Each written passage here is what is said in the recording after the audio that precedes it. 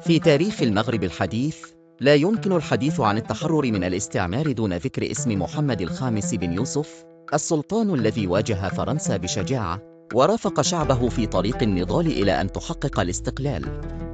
من عرش الحماية إلى المنفى، ثم العودة المظفرة، سطر محمد الخامس ملحمة وطنية لا تزال حية في الذاكرة الجماعية للمغاربة. ولد محمد بن يوسف سنة 1909، وهو الابن الأصغر للسلطان مولاي يوسف. وفي سنة 1927 بعد وفاة والده، تولى محمد الخامس العرش وهو لم يتجاوز 18 من عمره. ورغم صغر سنه، إلا أن شخصيته الهادئة والحكيمة بدأت تبرز تدريجياً. في ظل الحماية الفرنسية، كان دوره محدوداً، لكنه سرعان ما بدأ في اتخاذ مواقف تظهر وعيه السياسي ودفاعه عن مصالح المغاربة. استغل ما أمكن من صلاحيات رمزية لتمثيل إرادة الشعب، وبدأت تظهر عليه ملامح الزعيم الوطني في صمت. مع اندلاع الحرب العالمية الثانية، رفض محمد الخامس التعاون مع حكومة فيشي، ورفض تسليم اليهود المغاربة للنازيين، وهو موقف إنساني نبيل خلد اسمه عالمياً. وفي 1947 ألقى خطاباً تاريخياً بمدينة طنجة، دعا فيه إلى وحدة المغرب واستقلاله، مما أثار غضب السلطات الفرنسية. بعدها أصبح أكثر قرباً من قادة الحركة الوطنية، يدعمهم سرياً في الكفاح، ويمنحهم الغطاء الشرعي داخل البلاد. لكن مع تصاعد المطالب بالاستقلال، ضاق صدر الفرنسيين، وبدأوا في التخطيط لعزله.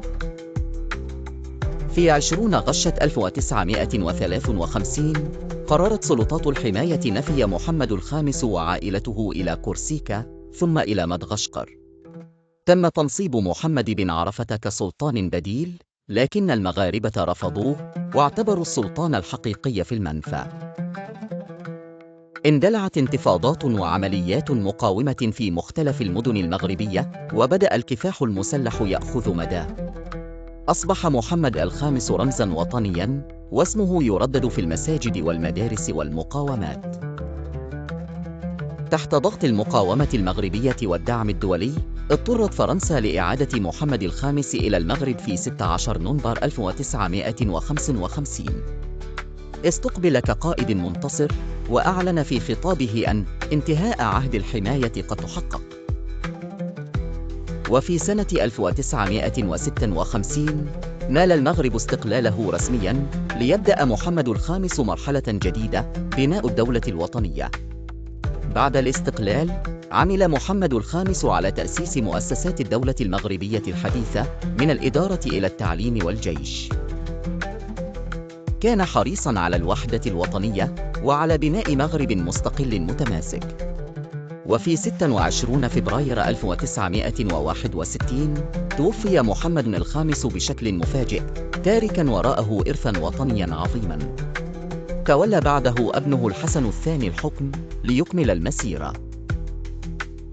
يبقى محمد الخامس في ذاكرة المغاربة رمزاً للمقاومة، وحلقة وصل بين الملكية والشعب، وسلطاناً لم يتردد في التضحية من أجل حرية وطنه.